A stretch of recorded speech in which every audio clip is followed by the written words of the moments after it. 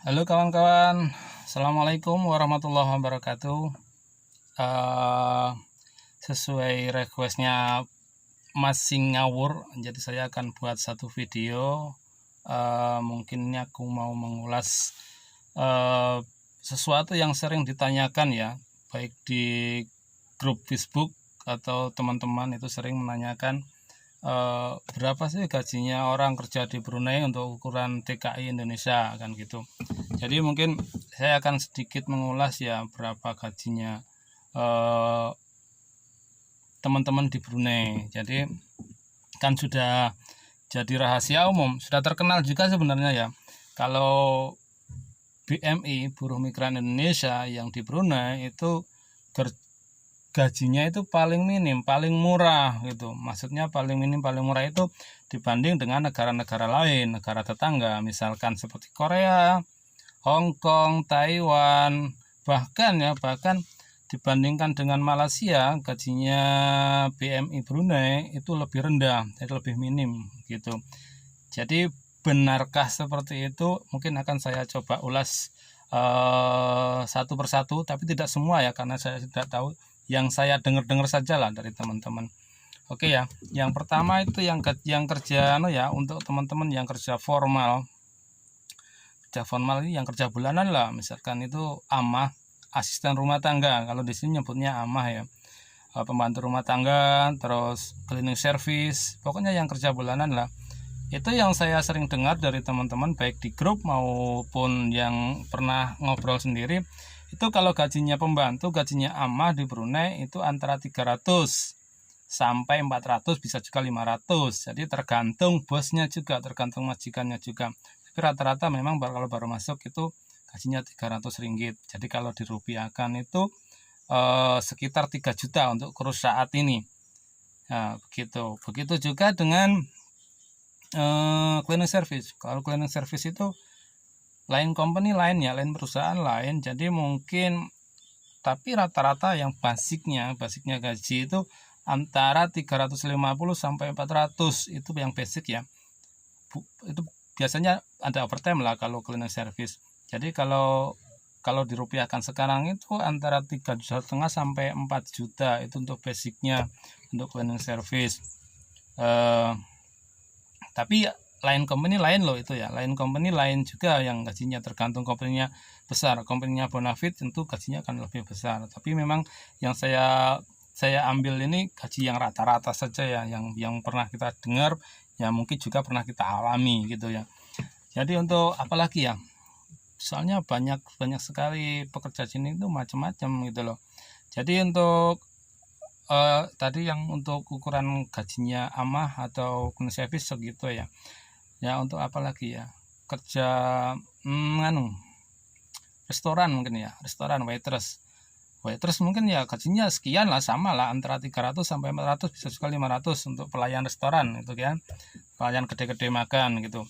Tapi yang untuk ukuran dapur itu, walaupun orang Indonesia ya, yang punya skill, misalnya koki kah, tukang masak, itu jelas gak bisa disamakan, gajinya lebih besar dari yang lain.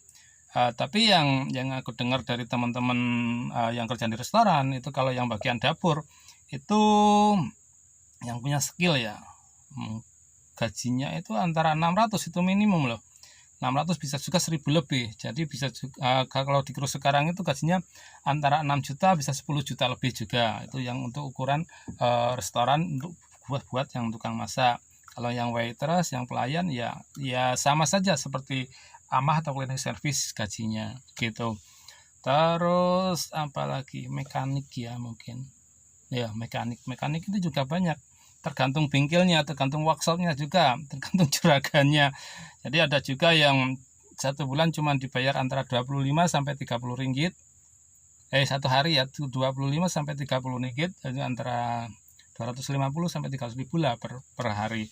Ada juga yang gajinya besar seperti bengkel lori ini, misalkan dari teman-teman itu saya dengar itu gajinya satu hari 60-70, jadi tergantung bosnya juga. Jadi ada juga yang 80 mungkin ya, satu hari bisa 700 ribu loh, itu yang benar-benar punya skill, yang benar-benar mungkin sudah lama di sini. Jadi ya kalikan sendiri ya, satu hari 700.000 bisa 700.000 satu hari gitu. Jadi gitu untuk gambaran besarnya mungkin ya, tapi nggak soalnya nggak sama gajinya gitu loh. Terus tukang welding itu besar sekali gajinya, nggak tahu pastinya berapa, tapi jelas satu hari itu di atas 30 ringgit atau 40 ringgit. Jadi satu hari bisa 300.000 sampai 400.000, bisa juga 50, bisa 500.000 per hari kalau untuk tukang welding. Itu kan tergantung juga bengkelnya, tergantung workshopnya gitu loh. Terus apa lagi, banyak sih soalnya ya. Bangunan mungkin ya, kalau bangunan ini kalau baru masuk sama ya, kalau baru masuk memang yang saya dengar sekarang itu kalau nggak salah, ini kan kalau yang baru masuk itu jelasnya korbannya agent ya. Seperti saya dulu ya, kalau waktu di Indonesia kerja di Brunei itu gajinya sekian bla bla bla bla bla. Wah, pokoknya korban agent ya, tapi faktanya itu jauh sekali dari apa yang diomongin agent. Soalnya agent ya gitu, memang ngomongnya manis, nggak ada pahitnya gitu. Jadi kalau pekerja bangunan, kalau untuk ukuran kuli kalau nggak salah 18 ringgit baru masuk. Jadi mungkin kalau dirupiahkan itu kurang 200.000 ya, katakanlah 200.000 lah itu untuk kuli ya. Tapi untuk tukang yang punya skill, punya apa ya, punya skill untuk pasang siling, pasang tile dan lain sebagainya, tentu itu gajinya lebih besar. Banyak juga yang antara 30 sampai 40 ringgit per hari. Jadi kalau dirupiahkan itu bisa 300.000 sampai 400.000 per hari itu gajinya tukang yang mungkin sudah lama di sini. Belum lagi kalau yang memang sudah benar-benar pengalaman, punya job sendiri, kerja sendiri di luar, nah, itu macam repair apa itu kan banyak juga orang Indonesia ini yang sukses seperti kontraktor sudah itu memang sudah sukses lah, besar sekali penghasilannya itu.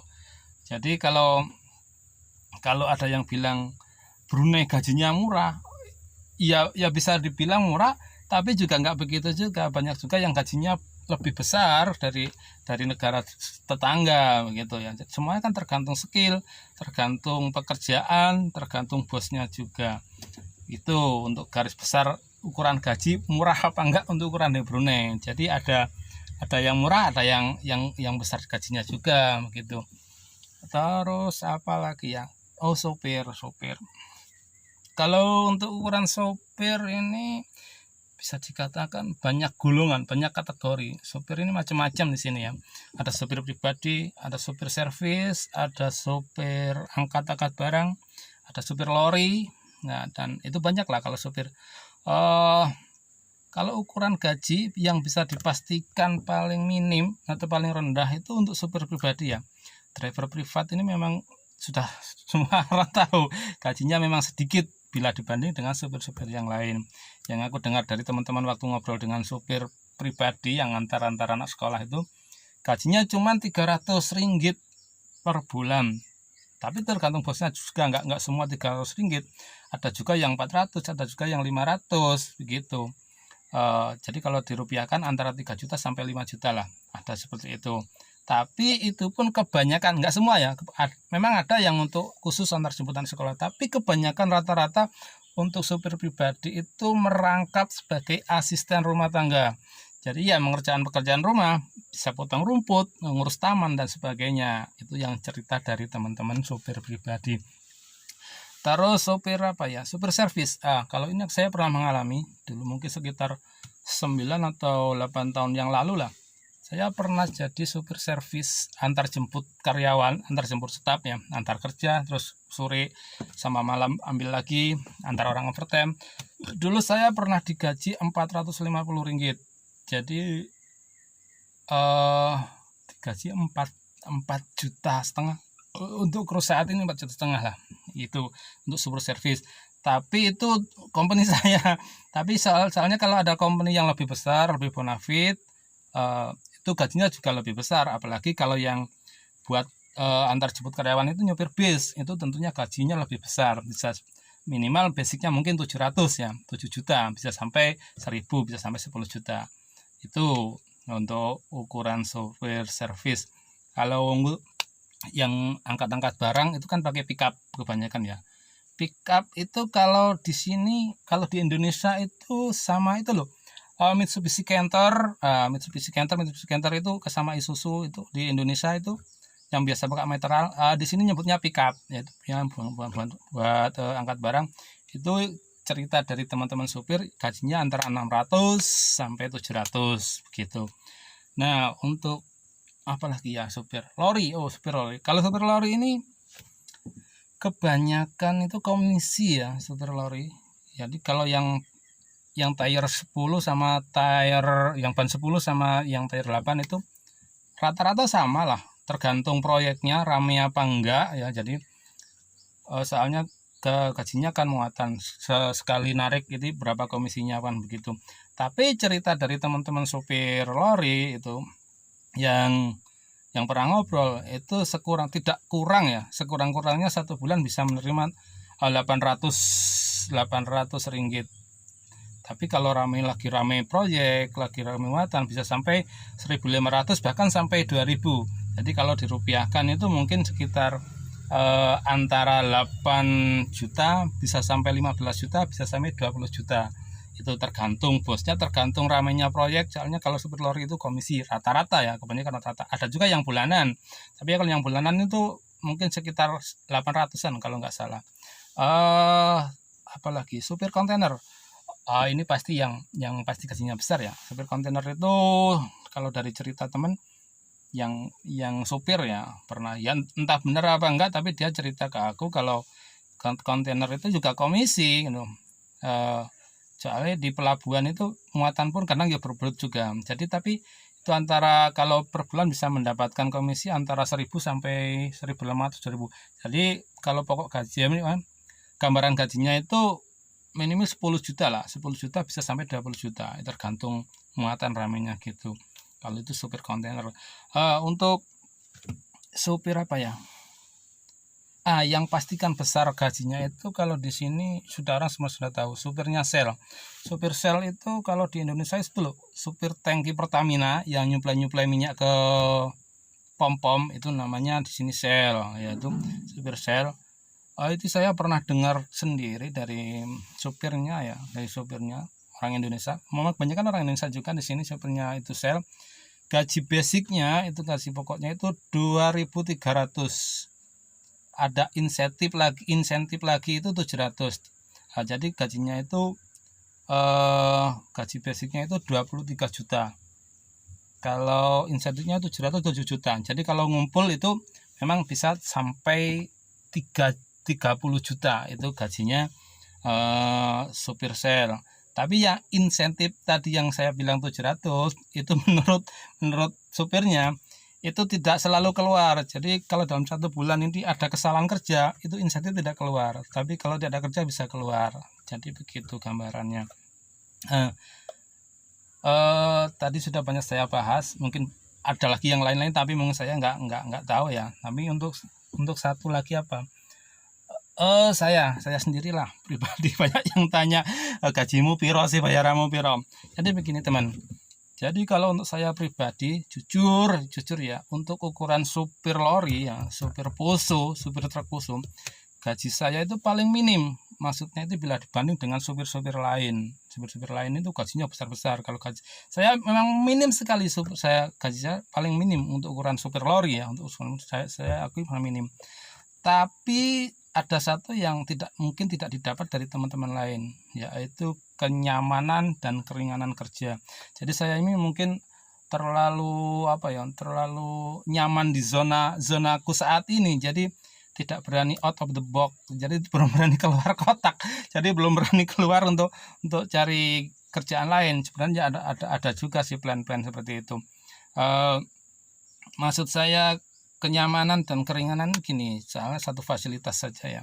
Misalkan kalau orang Indonesia kan, kalau sopir contohnya, kalau lagi off day, lagi libur, lagi mau kemana-mana, mau butuh apa, kan kita butuh kendaraan juga kan. Kalau saya kan bebas gitu loh, mau kemana-mana nggak bingung, kendaraan pribadi punya bos, saya pakai kapanpun, every time lah, bebas sekali. Saya nggak pernah ada keluhan kalau soal itu. Semua free, semua gratis, mulai solar, bensin. Memang saya kerusakan mobil nggak begitu mikir, nggak mikir, semua gratis, saya tinggal pakai saja mobil gitu kan. Sedangkan supir-supir lain yang jelas kalau ingin kemana-mana, kalau nggak pakai supir sapu atau Grab ya, pasti ya beli mobil sendiri. Nah, kalau beli mobil sendiri otomatis kita mikir perawatan mobil, terus bensinnya. Kalau keluar tentu kita ada pengeluaran itu yang membedakan saya dengan teman-teman supir lain. Jadi kenyamanan penjenengi dalam kerja, saya pun nggak ada tekanan kerja. Jadi kalau soal kerja itu ya memang gimana ya, kerjaan saya ini terlalu nyaman, maksudnya ini 2 jam 3 jam kerja saya sudah habis. Makanya gaji saya mungkin sedikit ya dibanding teman lainnya. Jadi gak ada tekanan kerja, sedangkan yang lain mungkin gajinya besar tapi tekanan kerjanya juga berat gitu. Kalau saya nggak ada tekanan kerja, seperti punya sendiri. Bahkan bos pun terserah, kalau asal customer nggak komplain berat gitu, semua diserahkan sama aku gitu. Begitulah teman, kalau bahas soal gaji di Brunei kan banyak yang mengerti kalau gaji di Brunei itu murah gitu kan. Dan jadi saya bisa jelaskan itu, kesimpulannya memang bisa dikatakan murah, tapi nggak semua murah. Gajinya juga banyak yang bergaji tinggi, bahkan melebihi di Taiwan dan melebihi di Hongkong juga ada banyak. Nah, begitu saja teman-teman, mungkin yang bisa saya sampaikan untuk video kali ini. Mungkin di lain waktu saya akan bahas yang banyak ditanyakan teman-teman ya, itu mungkin soal gimana sih bisa kerja di Brunei, bagaimana prosesnya.